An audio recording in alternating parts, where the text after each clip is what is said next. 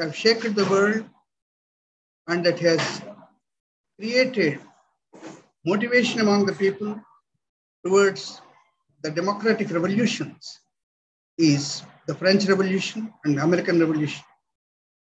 That book is Two Treatises on Civil Government.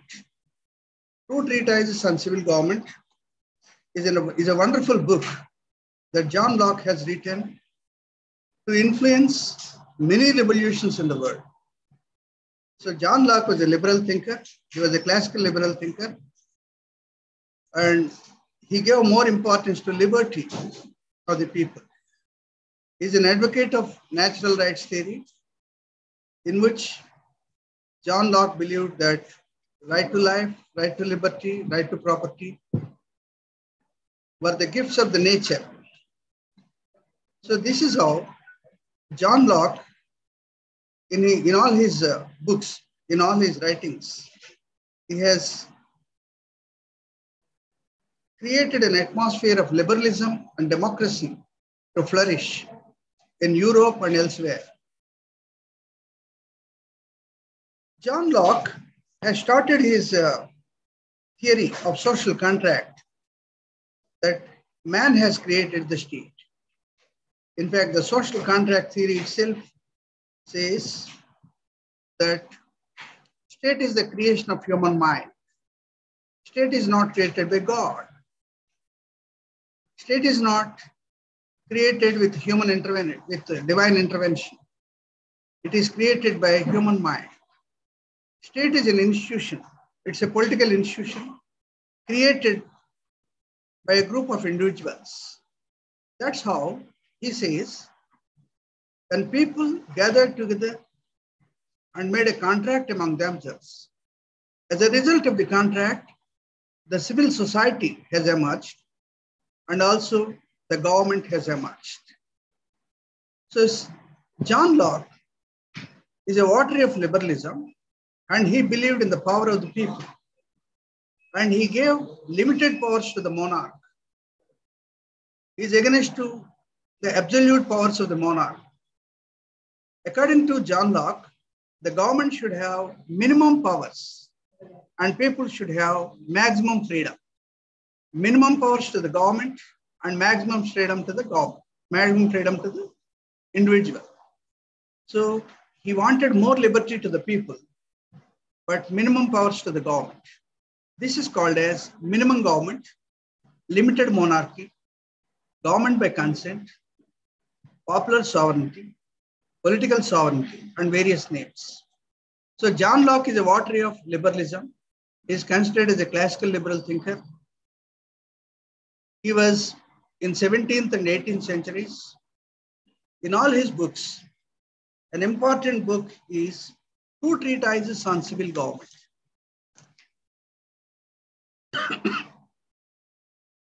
Opposing the divine origin theory, John Locke has established that it is only the human mind that has created the state and government. State is created by human beings.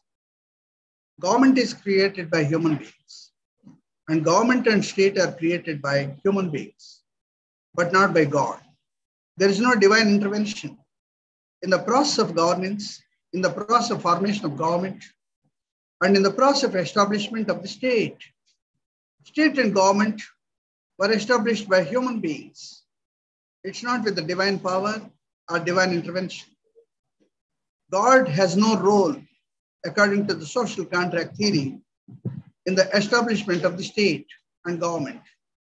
So John Locke wedded to the liberal principles, and he was known as a philosopher of classical liberalism, who is a votary of maximum freedom to the people and minimum governments to the government, minimum powers to the government. So John Locke has explained his social contract theory with 6 brilliant points. The first point here is human nature. Why only human beings require a state? Why only human beings require a government? According to John Locke, man is good. Man is friendly. Man is cooperative. Man has mutual understanding with all the people. Man maintains good relations with others. Man wants peace. Man requires dependence on each other. So human nature is good. According to John Locke, human nature is good. Human nature is very optimistic. Human nature is, in fact, a non-selfish nature with good qualities. It's a very positive qualities that human being has. Then the second point is state of nature. What do you mean by state of nature? The word state of nature means the condition of people before the formation of state, when there was no law, when there was no government, when there was no civil society, when there was no state, when there was no king, when there was no constitution, when there was no law, when there was no king or kingdom, how people were living in the nature. The condition of people living in the nature before the formation of state is called as the state of nature. According to John Locke, in the state of nature, when there was no government, when there was no law, when there was no constitution, when there was no state, when there was no king, when there was no civil society as such, people were living in a very peaceful manner with a mutual cooperation and mutual understanding. And there was social life. There was social life among the people.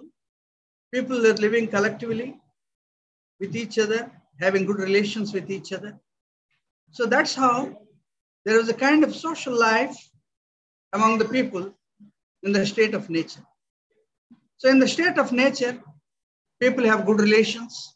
There was family, there was tribe, there was a clan, there was joint family. So these social institutions were there, though there were no political institutions, but there were social institutions. What is the difference between political institution and social institution? A social institution is an institution emerging from the society, a family, caste, creed, religion. These are called as the social institutions. Then what do you mean by a political institution? A political institution is like government, state, legislature, executive, judiciary, political parties. So these are called as political institutions. According to John Locke, when there was no state, when there was no government, when there was no king, when there was no constitution, when there was no law, when there was no civil society, people were living peacefully in the nature. People are friendly. People are friendly. People are very cooperative. Mutual cooperation was there. People were living in a peaceful manner. People having mutual understanding of each other. There was mutual respect for each other among the people. So this was a kind of the social life. So John Locke says, in the state of nature, though there were no political institutions, but there were social institutions. There was social life. So people are living collectively. People are having a group living, a collective living. So in the state of nature, people have social life, but there is no political life. People have mutual understanding, cooperation, mutual respect for each other, and everything. The third point is, then when the life is good, what is the need for a state? What are the inconveniences in the state of nature? According to John Locke, there are certain inconveniences in the state of nature. In the state of nature, there are certain inconveniences.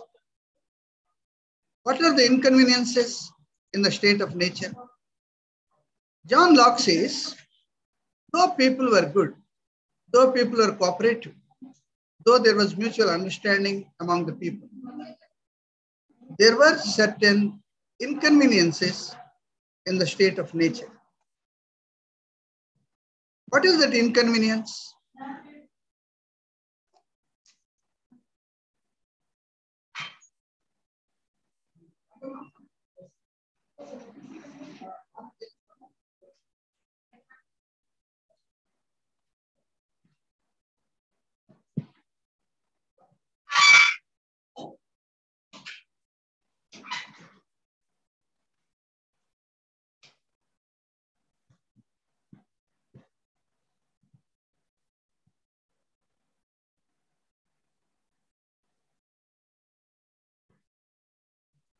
There were certain inconveniences in the state of nature. What are the inconveniences? According to John Locke, in every society, there are three types of people: normal people, below normal people, and abnormal people. We will not have any problem with normal people and below normal people. But it is only the abnormal people that create nonsense in the society. The abnormal people behave in a particular manner. Their behavior may vitiate the other sections of the society. Their behavior damage the peaceful atmosphere in the society. That's why John Locke says, though a good number of people are good in the state of nature, there are certain elements who are abnormal, who are having abnormal behavior, and these abnormal people have to be controlled. Abnormal people's behavior always creates pollution in the society, and it damages the order in the society, the peaceful atmosphere in the society. But there are certain inconveniences. The first inconvenience is there is no law to define what is normal behavior and what is abnormal behavior. That is one inconvenience. The second inconvenience is if the people with abnormal behavior are not punished, the other people in the society also may think that abnormal people are good. Their behavior is only correct. So the people with abnormal behavior should be punished. So punishment is required for the abnormal behavior. But there are no judges to decide what is normal and what is abnormal behavior. That's the second inconvenience. The third inconvenience is when a person behaves in an abnormal manner, there is no physical force to control him. There is no police, there is no army, there is no military, or there is no soldiers to control the human behavior. As a result, everybody feels that he only is correct. Even abnormal people believe that their behavior is correct. So, lack of laws, lack of judges, lack of executive to control the behavior of the people is creating so much of inconvenience in the society. This is leading to the damage to the peaceful atmosphere in the society. So that's why John Locke says people have realized the need to have some laws, need to have a government, and need to have some judges to punish the abnormal behavior. That's how people have gathered at one place and they have made a contract among themselves. This contract is called as the social contract. The social contract, according to John Locke, has two contracts. People have made two contracts. In fact, the very book itself, written by John Locke, is titled as Two Treatises on Civil Government. Two treatises on civil government. Two treatises on civil government. That means there are two agreements. The first agreement is to create the civil society, and the second agreement is to create the state or the government. The first agreement is to create the civil society, and the second agreement is to create the government. So this is how people have made two contracts. With the first contract, people have established the state. With the second contract, people have chosen the government. What is the difference between state and government? Here we must understand the difference between state and government. State denotes various positions. For example, in India, we have a president, we have a vice president, we have a prime minister, we have a central cabinet, we have 28 states, and every state has a chief minister, every state has a governor. So this is a set of positions. The set of official positions is called as the state. And their powers and their functions are well defined in the constitution. So this is called as the state. Then what is the government? The government is one in which a person takes up a position in the state. Narendra Modi is becoming the Prime Minister of India. So it is called Modi government, Nehru government, Manmohan Singh government, likewise Indira Gandhi government. So the government is run by people, leaders. The leader who runs the government is called as, runs the state is called as a government. We have so many governments in the post-independence period. For example, we have Nehru government, Indira Gandhi government. We have Manmohan Singh government, P.V. Narasimha Rao government. We have Narendra Modi government. So when a person takes up a position of the state, the government is known as that person's ruling. So this is the difference between the state and government. The state denotes the positions, the official positions. The government denotes the persons who acquire the positions is called as the government. So according to John Locke, people have made two contracts. With one contract, they have established the state.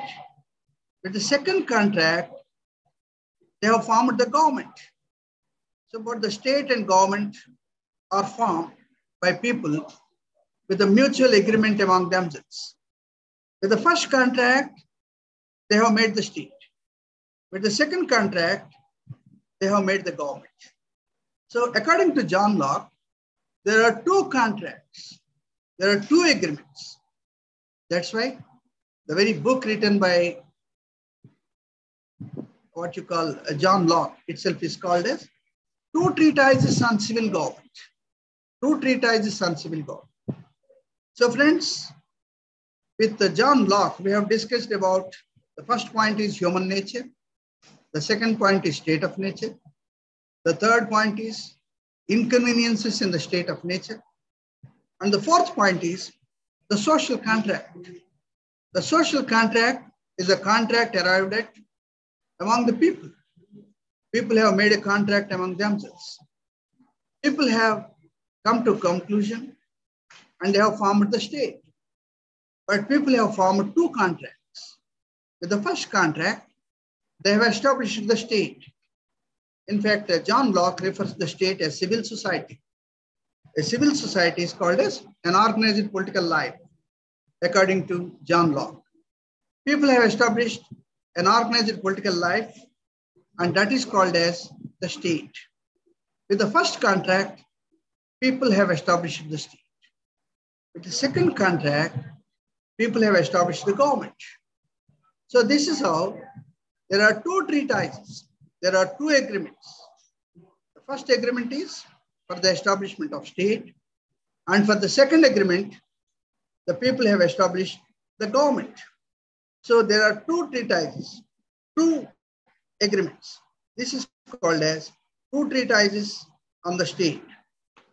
So according to John Locke, this contract is made among the people. The first contract is made among the people. People have made a contract among themselves and they have established the state with the first contract. With the second contract, people made a contract between leaders and people. So that's called as the second contract or the governmental contract. So the first point is human nature. The second point is state of nature. The third point is inconveniences in the state of nature. And the fourth point is social contract and various parties to the contract. What are the conditions of contract and other things. The fifth point is sovereignty. Sovereignty. What do you mean by sovereignty? Sovereignty means supreme power. Who will hold the supreme power? According to John Locke, it is the king that holds the supreme power, but he is not supreme. The powers of the king are limited. He calls the king as limited monarch, limited sovereign, limited government. He wanted limited powers to the state and more liberty to the government, more liberty to the people. So this you must understand. In the sovereign authority, according to John Locke,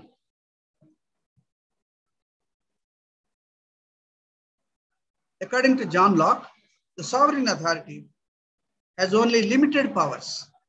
That is called as the limited government.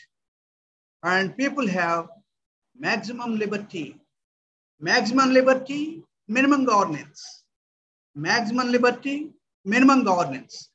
This is the slogan of John Locke. He wanted minimum governance. That means the government should have limited powers and people should have the maximum liberty, maximum freedom. So sovereign authority lies with the monarch or the king, but his power should be limited. His power should be guided by the parliament, which is elected by people. And the powers of the contract and the powers of the sovereign authority should be very limited. The sovereign power need to have very limited powers. And people should have maximum liberty, maximum freedom. Maximum freedom to the people, minimum powers to the government. That is called as minimum sovereignty, limited sovereignty. So the concept of limited sovereignty or limited government was also known as the political sovereignty. So this is how John Locke has given the limited sovereignty, the concept of limited sovereignty. And lastly, John Locke has also given us the theory of the natural rights. What do you mean by the theory of natural rights? According to John Locke, people need to have at least 3 rights from the time of his birth. From birth to death, each individual enjoys 3 rights. These are the 3 rights. These 3 rights are given by nature. Nature has gifted each individual with 3 rights. Right to life, right to liberty, and right to property. Right to life, right to liberty, right to property. These 3 rights are given by the nature. Every individual, by virtue of his birth, gets 3 important rights. Right to life, right to liberty, and right to property. It is the responsibility of the government to protect these rights. Individual enjoys the rights, but the protection of rights is always done by the state or the government. If any state which is not in a position to protect the rights of the people, people have a right to revolt against it and they can establish a new state. So that's called as the right to revolt or the right to rebel. So this is called as the theory of natural rights. John Locke has given the theory of natural rights. According to John Locke, people are born with rights, just like people are born with certain physical organs like 2 hands, 2 legs, 2 eyes, 2 ears. People are also born with 3 important rights, natural rights. Nature has gifted these rights to individuals. These rights are the embodiment of liberty to the individual. These rights are presented and gifted by nature to every human being. Individual can enjoy these rights from birth to death. He says it is from cradle to grave. From cradle to grave means from birth to death. Every individual enjoys these rights. So this is how the fundamental rights are the 3 important natural rights given by the nature is called as the natural rights. Among these rights, there are three important rights: right to life, right to liberty, right to property. Right to life, right to liberty, right to property. Right to life, right to liberty, right to property. Hello? Hello? Yes, sir. What are natural rights? So three rights, sir: right to life, right to liberty, and right to property. Yes. The rights gifted by nature Nature. at the time of birth of every individual Yes, are sir. called as natural rights. Yes, sir. According to John Locke, there are three important rights. What are the three important rights? Right to life, right to liberty, and right to property. Yes. Right to life, right to Right liberty, right to and right property. to property. He says that every human being requires these rights for a dignified living. Yes, sir. And every human being enjoys these rights from birth to death, from cradle to grave, from cradle to grave. From that means from birth to death. Hello? Yes, sir. These rights are inseparable. You cannot separate an individual and the rights. They are called as the inseparable rights. Every individual need to have these rights from birth to death. They are called as inseparable rights. Inseparable They are called as rights. natural rights. These rights are not given by government. These rights are not given by state. These rights are not given by civil society. These rights are not given by family. These rights are not given by religion. These rights are not given by constitution. Or these rights are not given by religion. Or these rights are not given by any law. These rights are gifted by the nature. Yes, Nature has gifted these rights. So these are called as the natural rights. natural rights. Right to life, right to liberty, and right to property. Right to life, right to liberty, and right to property. So every individual enjoys these rights from cradle to grave, from birth to death. They are inseparable. You cannot separate rights and a person, individual and his rights. So these are gifted by nature.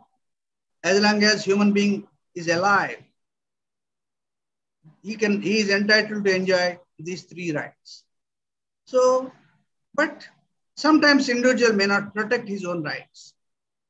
But the duty of protecting these rights lies with the government. Yes, sir. The government should protect these rights. It is the responsibility of the government. It is the duty of the government to protect the rights of the people. If any government fails to protect the rights of the people, if any government cannot secure the rights of the people, Emma? Yes, sir. If their rights are violated by the government, they have right to revolt and rebel, sir. Yes. If any individual cannot get protection for these rights, he can revolt against the state, he can revolt against the government, and he can establish a new state and a new government. That's called as the right to rebel, right to revolt. Every individual is endowed with the right to rebel, a right to revolt. So this is how John Locke has given more importance to human rights, natural rights, and freedoms. That's why his theory postulates more liberty to the individual and minimum powers to the government. Minimum governance, maximum liberty. Minimum governance to the government, minimum powers to the government, and maximum rights, maximum liberty to the individual. So that's why he's called as a liberal philosopher who gave more importance to liberty, the concept of liberty. Liberty is a political value. In fact, liberty is a Latin word and freedom is an English word. Both are one and the same. You may call it as liberty in Latin, but in English, we call it as freedom. So he feels that every individual is entitled to have maximum freedom and the government should have minimum powers. If the government has more powers, individual will not have liberty. If the individual wants more liberty, the powers of the government should be minimum. So liberty and government, these are inversely proportional. If you want more powers to the government, the society will not have liberty or freedom. If you want more freedom to the society and individual, you need to cut the powers of the government. The government power should be minimum. So that's why John Locke advocated that maximum liberty to the individual and minimum powers to the government. That's why his concept of sovereignty is also called as limited sovereignty, limited governance, limited monarchy. So he wanted only limited powers to the government, but maximum liberty, maximum freedom to the people. So this is how he has established the state. Now let us discuss another important philosopher called Jean-Jacques Rousseau. Rousseau is a great philosopher, and Rousseau is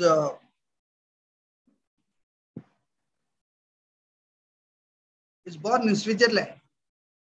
Later he migrated to France and he settled over there. Rousseau has written so many books. In the very book, Social Contract, the very name of the book itself is called as Social Contract. In the book Social Contract, he has explained about the theory of social contract. And he also gave 6 points to define the social contract theory. You must remember one thing. Social contract theory was given by 3 philosophers: Thomas Hobbes, John Locke, Jean-Jacques Rousseau. Thomas Hobbes, John Locke, Jean-Jacques Rousseau. These 3 philosophers have explained the theory of social contract in 6 points. In the first point, they define the human nature. In the second point, they define the state of nature. In the third point, they define the inconveniences of people in the state of nature. In the fourth point, how people made a contract among themselves. What is the social contract? What is the nature of the contract? Who are the parties to the contract? What are the terms and conditions of social contract? They have explained that in the fourth point. In the fifth point, the social contract theory explained about the sovereignty, sovereign authority, sovereign power. And in the sixth point, they have discussed about the rights of the people, the rights of the people. So this is how John Locke's theory goes with 6 points. In the first point, he has explained about the human nature. Human being is good. Human being is sociable. Human being is disciplined. Human being is cooperative. Human being is having mutual understanding with others and everything. In the second point, state of nature. What do I mean by state of nature? The state of nature is the life of the people in the nature when there was no king, when there was no government, when there was no state, when there was no law, when there was no constitution. How people are living in the nature is called as the state of nature. According to John Locke, in the state of nature, people are living peacefully, people are cooperative, people are having mutual understanding. There are also certain social institutions like family, clan, tribe, village, society, joint family. These are some of the social institutions. According to John Locke, in the state of nature, political institutions were not there, but social institutions are there. The existence of social institutions in the state of nature was validated by John Locke. And in the third point, John Locke discussed about the inconveniences in the state of nature. He says, the peaceful atmosphere of the society will be vitiated with the abnormal behavior of the people. So the abnormal behavior of the people should be regulated. to regulate the abnormal behavior of the people. There are no laws. There are no judges. There is no physical force, police or military, to punish the people with abnormal behaviors. That required the state. And in the fourth point, John Locke has discussed about the two social contracts, the two contracts that people have made. In fact, the very book itself is titled as Two Treatises on Civil Government. Two Treatises on Civil Government. In that book, with the first contract, people have made a contract among themselves and have established the state. And in the second contract, people have made a contract with the government and they have established the government.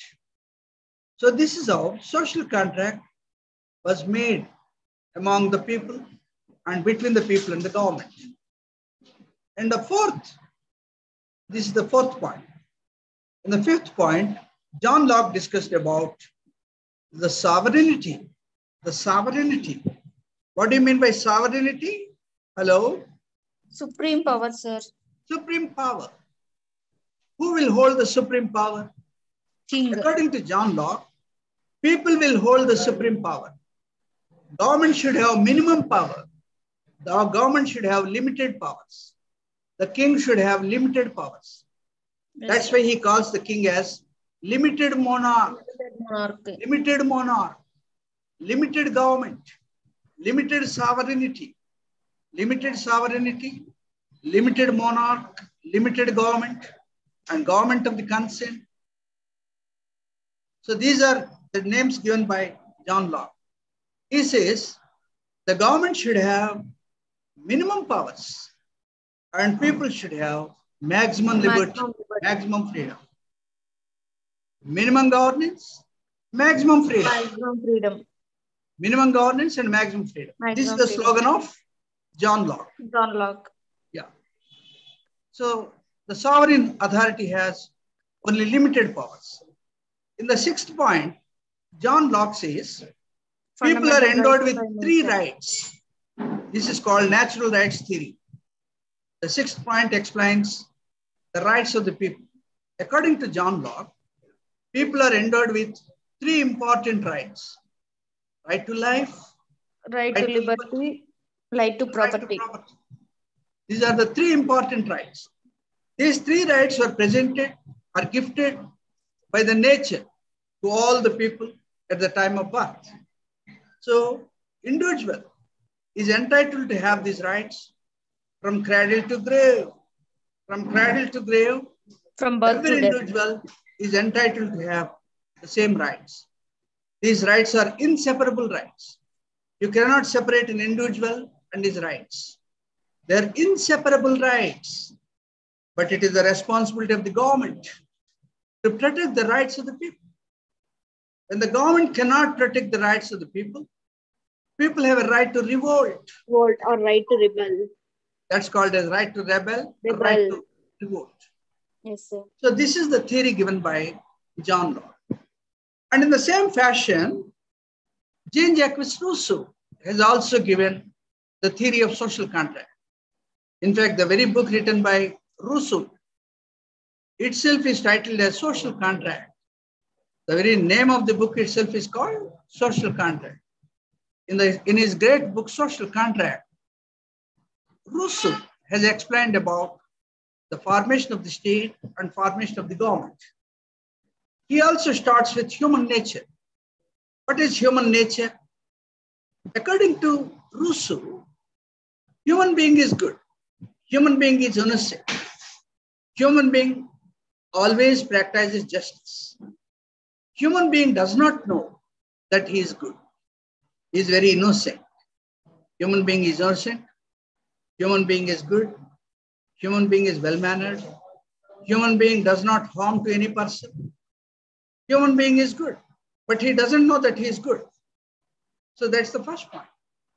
In the human nature, Rousseau believes that every human being is good. Every human being is innocent. Every human being does not know that he is good. He is good, but he doesn't know that he is good. And he has lived a life with tranquility and peace. In the state of nature, the second point is state of nature. What is state of nature? Hello? Hello? Conditions of people before the formation of state or without the law, sir? Yeah. The life of the people in the nature, when there was no state, when there was no government, when there was no king, when there was no political party, when there was no constitution, when there was no law, when there was no religion, when there was no civil society, when there was no society as such, how people are living in the jungle, in the nature, that's called the state of nature. So in the state of nature, according to John Rousseau, people lived very peacefully, people lived collectively, people lived happily, people lived with happiness and tranquility. This is the first phase. According to Rousseau, there are two phases in the state of nature. In the first phase, all people lived peacefully with tranquility and development. But in the second phase, people have become corrupt. People have become selfish. People have become cruel. People have become violent. Why? Why there is a change in the first phase to second phase? According to Rousseau, when human beings have invented the institution of family, private property, agriculture, metallurgy, that means about knowledge of the metals, human being has become selfish. As long as human being did not know about family, he was not selfish. As long as human being did not know about property, he was not selfish. But the very moment that he came to know about family, private property, art of cooking, art of agriculture, metallurgy, people have suddenly become cruel. People have suddenly become violent. People have suddenly become aggressive. People have suddenly become selfish. So in the second phase of human life, in the second phase of the state of nature, people have become cruel, violent, selfish, and whatnot. That's why there is a lot of inconvenience in the state of nature. As long as people lived with innocence, with mutual cooperation, with all the good qualities, there is no inconvenience in the state of nature.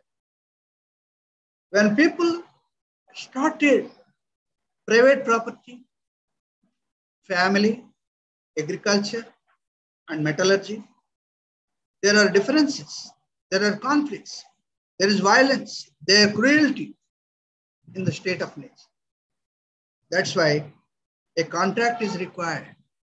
When people are becoming violent, when people are becoming anarchic, when people become cruel, when people do not respect each other, when people are violently reacting to each other, when there were physical attacks, then the state of nature was in doldrums. It is disastrous. There is a lot of crisis in the state of nature. Then Rousseau gave a slogan that back to nature. He gave a slogan called back to nature. What do you mean by back to nature? According to Rousseau, in the first phase of state of nature, people are good in the nature. So that's called as the first phase of state of nature. But in the second phase of state of nature, people are cruel, people are violent, people attack each other. There is a lot of physical violence in the society. As a result, people have no respect for each other. So this has vitiated the social atmosphere in the society. So then Rousseau says people should go back to the first phase. The first phase is peaceful. The first phase is cooperative. The first phase, people are good. So that's why, according to Rousseau, people gave a slogan, back to nature, and they made a contract among themselves. This contract is one and only contract, but this contract has the quality of social contract and governmental contract. So this contract, the social contract, is done among the people, and people have made an agreement among themselves to govern themselves. This is called as the social contract. Then what is sovereignty? According to Rousseau, the will of all the people is called as sovereignty. The will of all the people. That's called it as general will. General will is sovereign. General will means the choices of the people, the wishes of the people, the desires of the people, the opinions of the people, the collective opinions of the people, the collective behavior of the people, the collective wishes of the people, the collective desires of the people, the collective demands of the people is called as the general will. In fact, general will is a kind of a group mind. Group mind, the mind of all the people is called as general will. So, general will, all the wills of the people, all the wills of the individuals. General will is separate. General will make the law. General will is the sovereign. General will formulate the law. General will is the executive. General will is the judiciary. General will provide justice to all the people. General will regulate the behavior of the people in the society. General will resolve the disputes in the society. General will resolve the conflicts in the society. So this is a general will that is sovereign. According to Rousseau, general will is sovereign. What is general will? According to Rousseau, the wills of all the people is called as general will. The wills of A, the wills of B, the wills of C, the wills of D, the wills of E, the wills of E. Likewise, there are a number of people in the society. The aggregation of all the wills of the people is called as general will. In fact, Rousseau also explains about the formation of general will. According to Rousseau, in every individual, there are two types of wills. The first one is individual will. The second one is real will. What is an individual will? According to Rousseau, an individual will wishes about the development of the individual. Individual should get a degree. Individual should get a job. Individual should get married. Individual should acquire property. So the matters relating to individual is called as individual.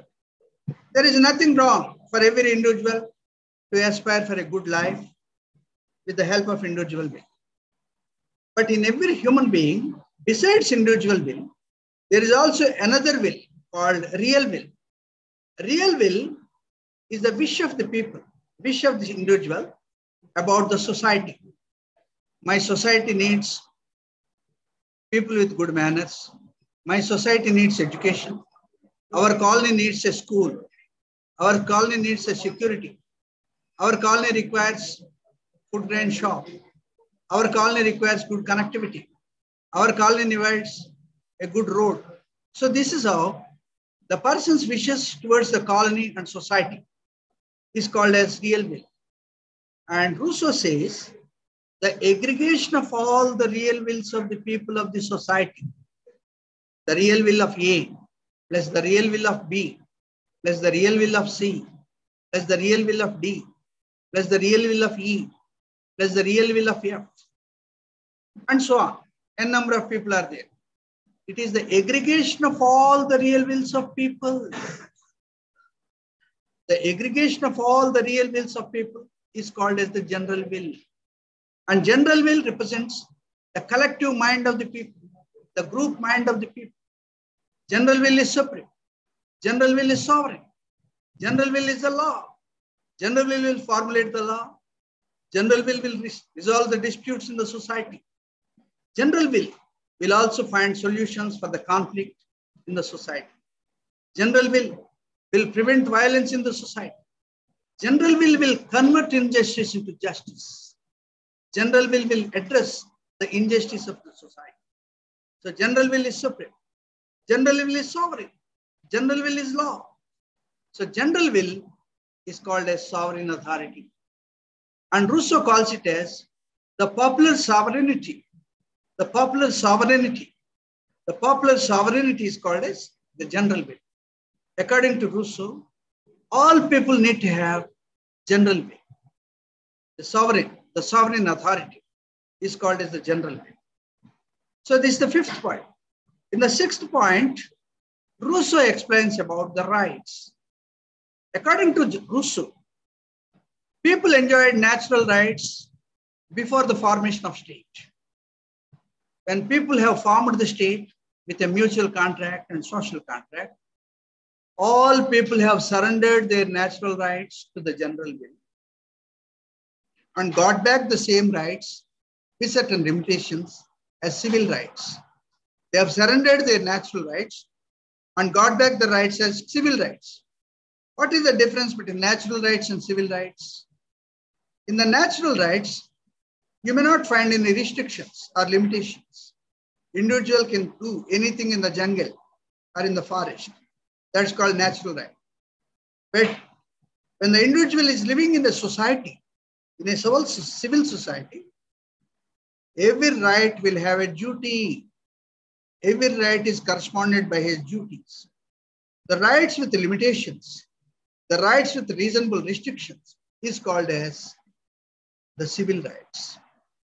In a natural right, every person has a right to speak anything, whatever he likes.